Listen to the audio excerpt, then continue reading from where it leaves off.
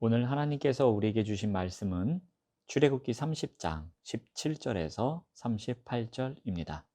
하나님의 말씀을 봉독합니다.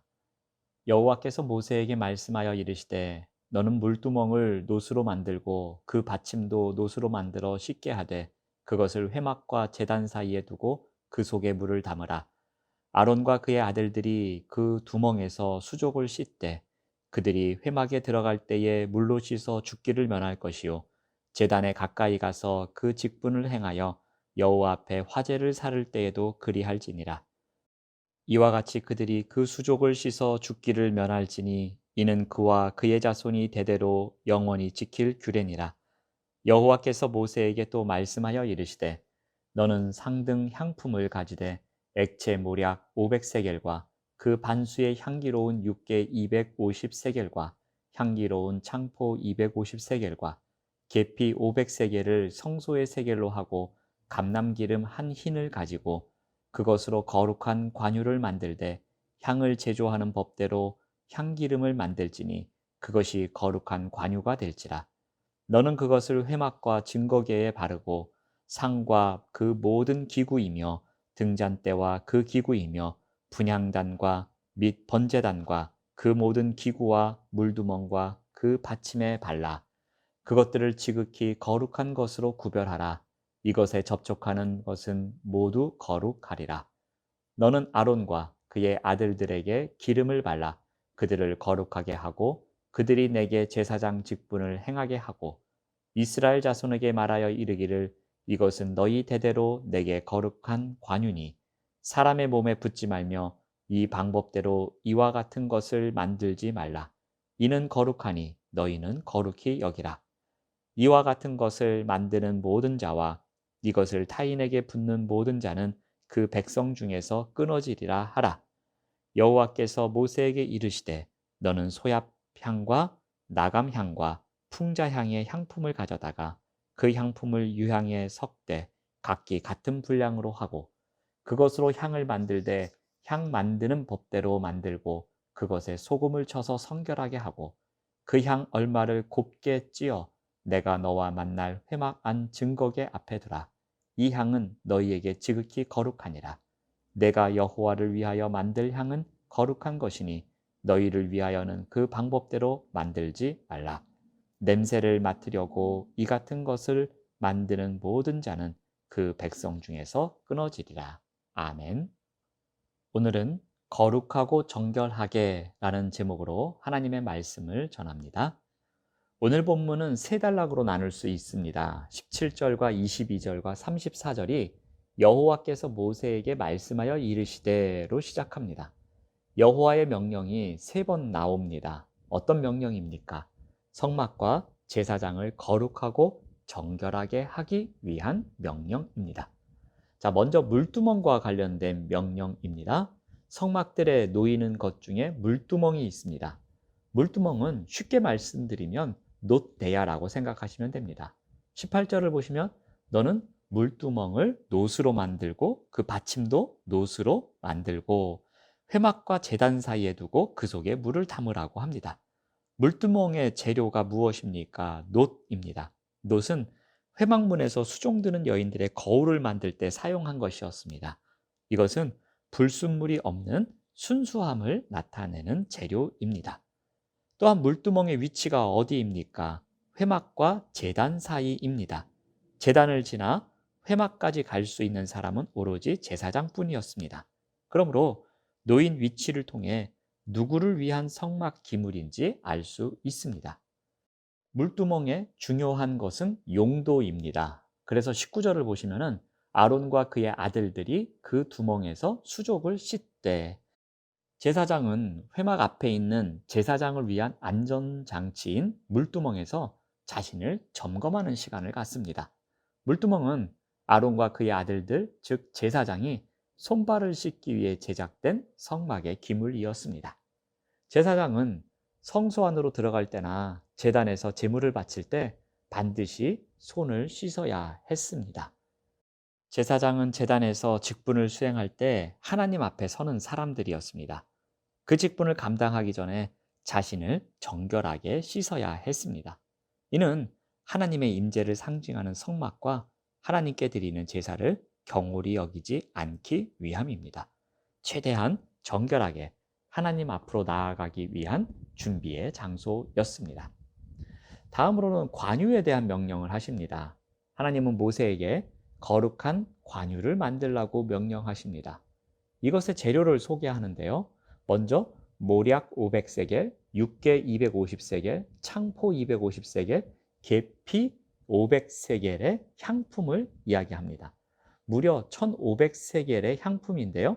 요즘 단위로 환산하면 17kg 정도 됩니다.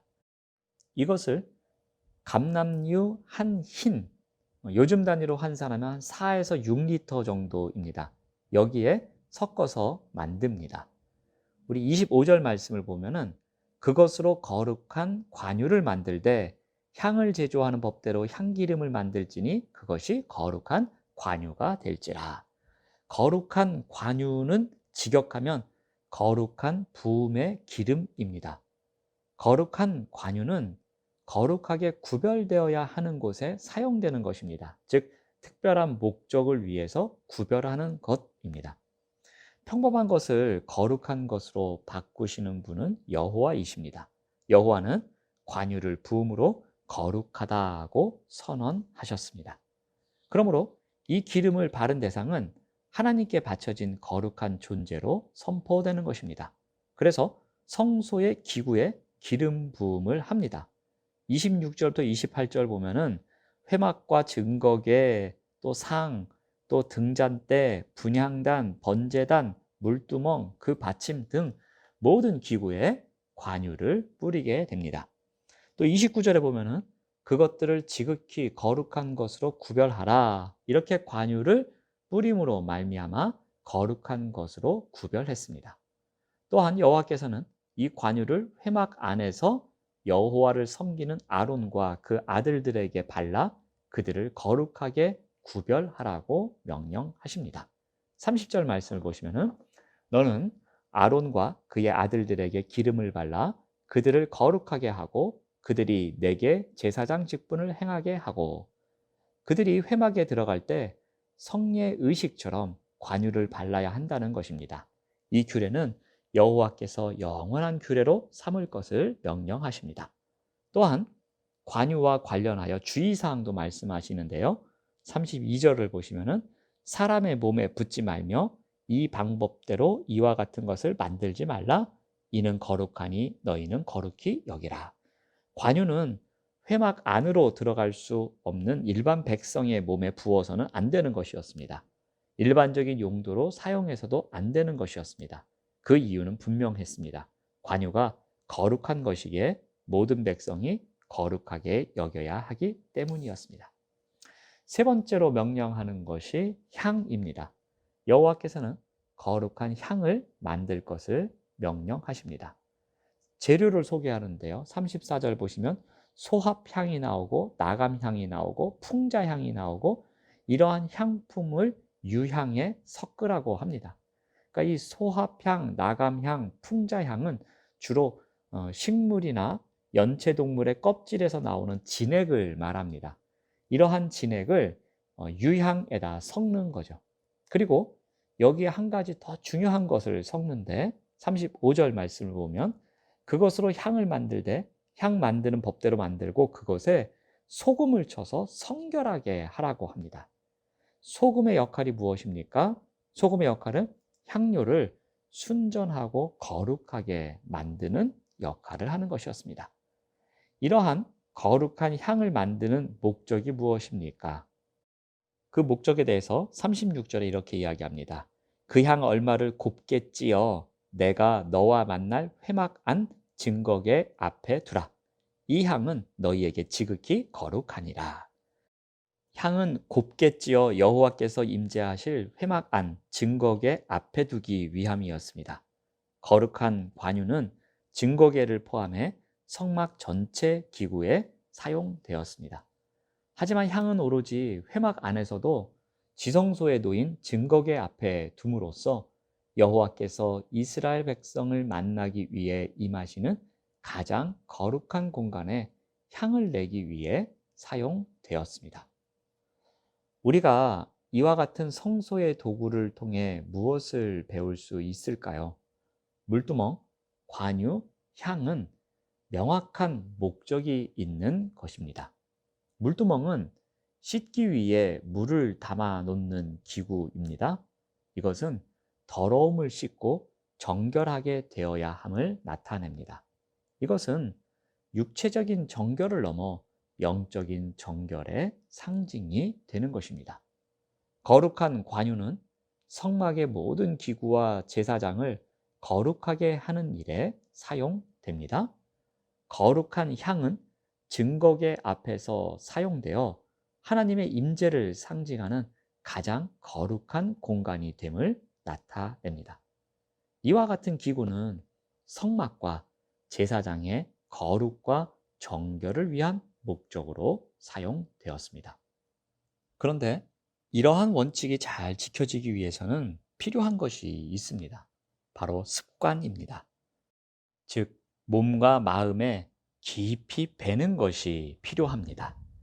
더러움을 씻는 습관, 기구와 제사장을 거룩하게 하기 위한 관유를 뿌리는 습관, 향기가 멀리까지 퍼지도록 그리고 꺼지지 않도록 태우는 습관이 필요한 것입니다. 여기서 한 가지 배울 점이 있는 것입니다. 우리에게도 우리의 삶과 영혼을 거룩하게 하는 습관이 필요합니다. 우리의 몸과 마음에 깊이 배이도록 하는 것이 필요합니다. 그래서 성결케 위해 늘 기도해야 하고요. 성결케 위해 말씀과 씨름해야 하며 성결케 위해 공동체 안에서 믿음의 식구들과 교제해야 합니다. 성결케 위해서 주님 따라가려고 애써야 합니다. 이러한 신앙의 훈련이 우리를 거룩하고 정결하게 살아가도록 돕는다라는 것입니다. 오늘 하루도 우리의 신앙 훈련을 통해서 거룩하고 정결한 습관을 갖는 우리 모두가 되시기를 바랍니다. 기도하겠습니다. 하나님 감사합니다.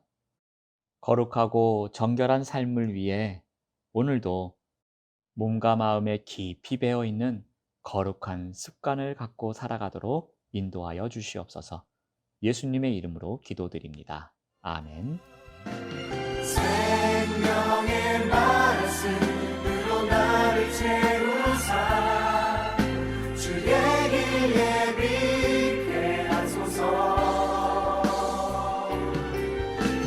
성령의 능력으로 기름 부으사 진리를 선포하게 하소서.